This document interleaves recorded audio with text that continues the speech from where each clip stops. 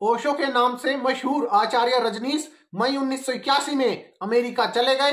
अपने साथ 2000 से ज्यादा शिष्यों को भी ले गए। हवाई जहाज की सारी फर्स्ट क्लास सीटें उनके शिष्यों और करीबी लोगों के लिए आरक्षित थी। अमेरिका के ओरेगन स्टेट में अपने आश्रम रजनीशपुरम की नींव रखी।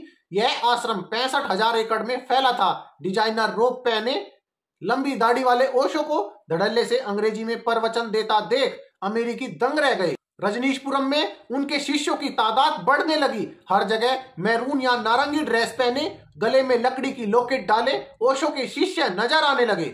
ओशो के शिष्यों ने ओरेगन के रजनीशपुरम आश्रम को एक शहर के तौर पर रजिस्टर्ड कराने का प्रयास भी किया, लेकिन स्थानीय लोगों ने इसका बहुत तीखा विरोध किया। इस बीच ओशो अमेरिकी पुलिस प्रशासन की निगाह में आ गए। उन पर प्रवासी नियमों को तोड़ने का आरोप लगा। 1985 के उत्तरार्ध में अमेरिकी सरकार ने सैन्य स्तर पर रजनीशपुरम को तबाह करने की योजना बनाई।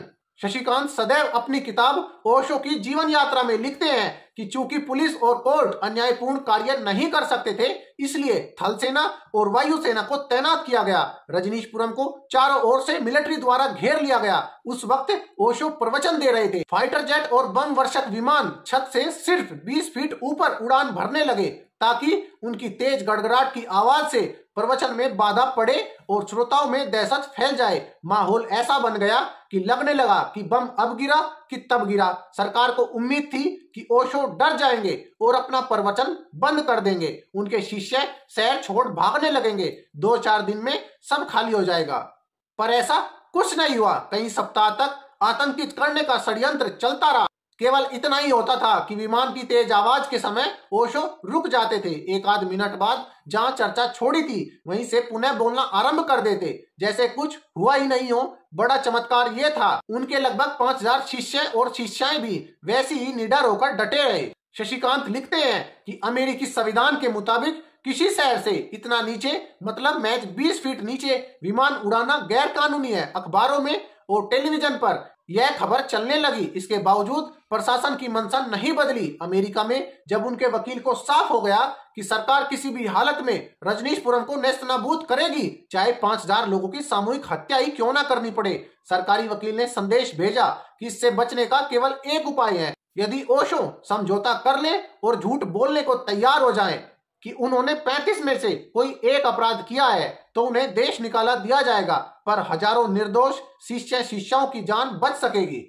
आखिरकार ओशो को गिरफ्तार कर लिया गया। शशिकांत लिखते हैं कि अमेरिकी संविधान की धज्जियां उड़ाते हुए बिना किसी अरेस्ट वारंट के ओशो को गिरफ्तार कर जेल में बंद किया गया। जेल में उन्हें थेलियम नामक धीमा जहर दिया गया और रेडिएशन से गुजारा गया। ओशो कुल 17 दिन अमेरिकी जेल में रहे।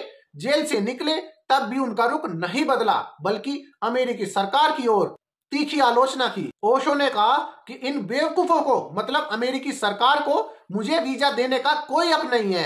ये सब उतने ही विदेशी हैं कि जितना मैं, बस फर्क इतना है कि ये 300 वर्ष पूर्व आए और मैं 4 वर्ष पूर्व आया। और ये लुटेरे हैं। इन्होंने $14 में न्यूयॉर्क को खरीद लिया था।